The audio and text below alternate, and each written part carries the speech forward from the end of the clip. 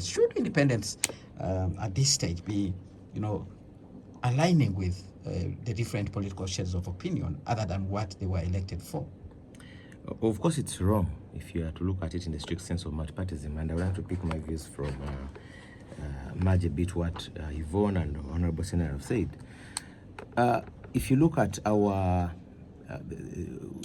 the way our multi-party dispensation is coached in the law and the way it works elsewhere, it's that if you are independent, you're supposed to be independent from every side. I remember in the first parliament under multipartyism, that is 2006 to 2011, there was even debate. I don't know whether Honorable Senator was in that one. The 2006 to 2011 parliament. No. There was even debate as to where they would sit, and they had to sit in a particular in the middle. In the middle, because independent, you are ordinarily supposed to be independent. That's how it works. Maybe, and Honorable Senator is raising something I've raised before, that maybe it's something time to have a debate as to whether we need, of course, as it is now, the law allows people, even if you have participated in party primaries, to go as an independent. Maybe it's about time to have that if you're to strengthen our multi-party democracy. Of course, it would come with other considerations that multi-party parties themselves should enhance their internal democratic system. The NRM had regulations. They actually told us at the time of their primaries that they will not entertain anyone who participates in the primaries and then suddenly decides to run as an independent. The NRM regulations don't supersede the law. The law as it is now, the national law allows them to stand. And that is what they always quote. And indeed, there are some people who have participated in primaries and go ahead, stand as independents, and they win and they beat party flag bearers. So, but this is different from a person who comes from the onset as an independent, who should be independent from every side. Now, doesn't the law envisage that particular individual who comes straight away as an independent? Of course, the law as it is now recognizes independent. Doesn't state whether you your background. Yes. Oh, okay. To these ones who are signing MOUs before even the parliament kicks off, I think it's wrong. It's not just wrong, but it even fetters with the way multipartyism works.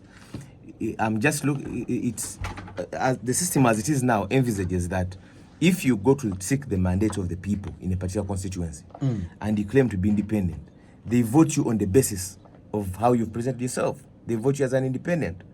So if you start aligning, it's akin to a person who is voted on an FDC ticket signing an MOU with NUP before even parliament kicks off. That's how it is, because you are voted as an independent. So it's different if you align in practice and on particular occasions. For instance, that there is this particular bill, and as an NUP caucus, we are voting this way. And one of the independents says, I'm aligning with this on this particular issue. It's wrong if multipartyism is to be envisaged the way it was coached in our law. For you to align before even parliament kicks off, because it's akin to crossing over, because now you're aligning with NRM that we shall vote with you, we shall.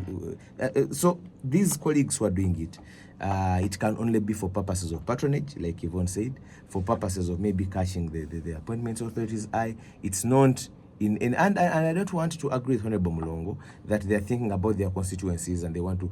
Ideally, if a person gets the mandate, if the government is saying that it has the mandate to run Uganda for the next 5 years, then Uganda is not in pieces.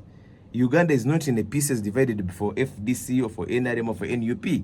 It's akin to Honorable Sentinel saying, since now I'm your MP, those who didn't vote for me, I'm not your member of parliament. If you are claiming to be a member of parliament for an entire area, then you cannot start dividing in pieces. So we shouldn't be reducing government facilities, government services to political patronage, to how people voted.